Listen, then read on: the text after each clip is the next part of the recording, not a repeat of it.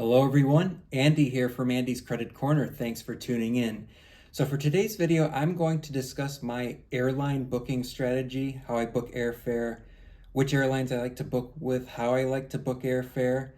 So this is going to be similar to the recent hotel strategy video that I put out. So I'll put a link up in the corner there so you could watch that if you haven't done so already. So first of all, if you're new here, welcome. On this channel, I talk about credit cards, points and miles, and other travel topics. So be sure to hit the subscribe button if you haven't done so already, because I have some more content coming pretty soon. And I'm also looking to increase the frequency of videos that I post, so make sure you stay tuned for that. So the first topic within this topic is which class of airfare I like to book. And the answer to that is I prefer to book economy travel. And yes, this is true even for overseas flights. A lot of people, especially on these YouTube channels, will talk about how they made these great business class redemptions where you could get a lot of value for your points and you could have a great experience with those types of flights. I'm not disputing any of that.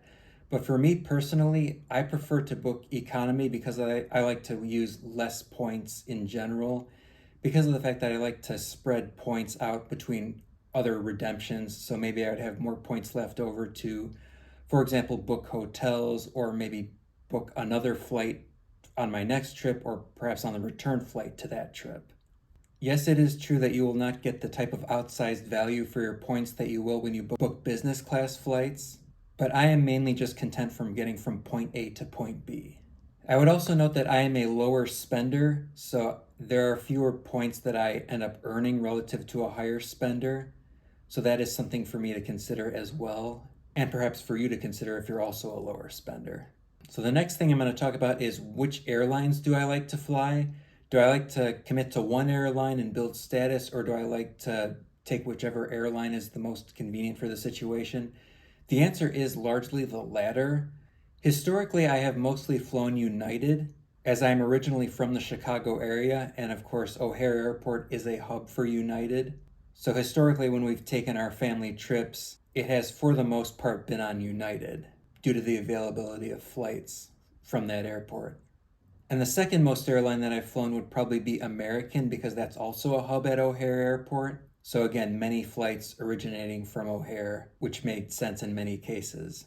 I'm now living in Madison, Wisconsin, which we have a small regional airport here and it's not a hub for anybody. So this airport offers small regional flights to get to the other hubs. So such as Chicago, Detroit, Minnesota, Denver, Dallas, you get the idea there. For international flights, a lot of times I'll still take a ride down to O'Hare and then depart from there because of O'Hare's many international connections. But for domestic trips, a lot of times I prefer to fly out of Madison because it's only like 15 minutes away from where I live. It's just more convenient that way. As for the third most major airline in the US, Delta, I believe I've only taken them for one trip, and that was a long time ago. When I was a kid, we took a trip to Helena, Montana, and at least at that time, Delta was the only airline that would fly there, so that's the airline that we took. But because of the fact that there's no Delta hub in Chicago, I just haven't really flown Delta at all since then. But I would consider flying them if the situation is right. And then as for the what you might call the fourth largest airline, Southwest, I've actually never flown them before. I did actually fly AirTran a couple of times back in the day before they merged with Southwest, but I've never actually flown Southwest itself. But again, if the situation is right, then I might take a flight with them. I would note that they do not have flights out of Madison, but they do out of Milwaukee, which a lot of people around here will fly out of Milwaukee and Southwest specifically. So I may do that at some point if the situation calls for it. And then, of course, for any international flights, there are a variety of non-US airlines that could be considered. So, for example, I took a flight to Switzerland just a few months ago. I took Air France and KLM on that trip. In those situations, I would fly whichever airline would give me the most value for the points. So that might be a domestic airline like United or American, or it might be an international airline such as Air France or KLM, or maybe somebody like British Airways or Air Canada or some other airline out there. There are a lot of airlines in the world to choose from. As far as my preferred method of booking airfare, I prefer to book directly with the airlines as opposed to through a third-party portal. This generally minimizes issues if there's a cancellation or if there's any change in itinerary. Because of the fact that you're not going through a third party with making any changes, you could deal directly with the airline. Having said that, I did recently use my $300 Capital One travel portal credit on a flight. The flight was about $300 and I wasn't finding any really amazing point deals that day, so I just went ahead and used my $300 credit for that flight.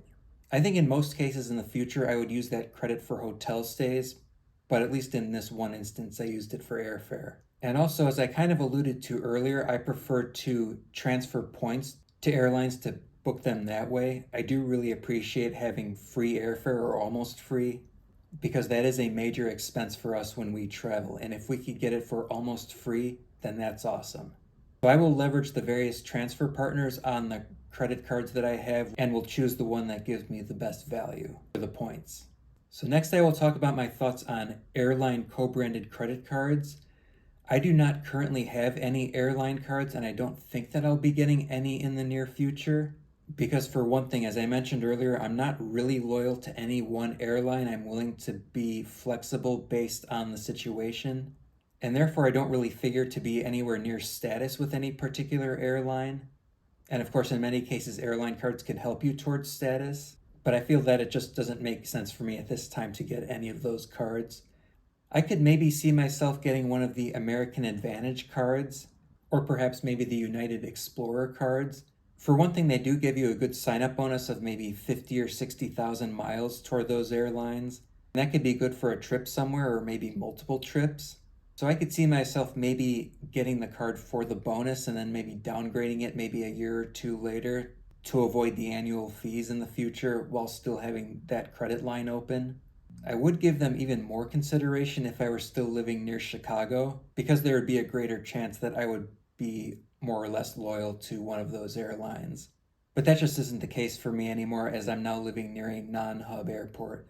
I just don't usually find myself checking bags on domestic flights. Being able to board the plane a little earlier would be nice, but in the end I still end up boarding, I still end up getting to my destination, so I'm able to make do without any airline cards. So there you have it. There are my thoughts on how I like to book airfare.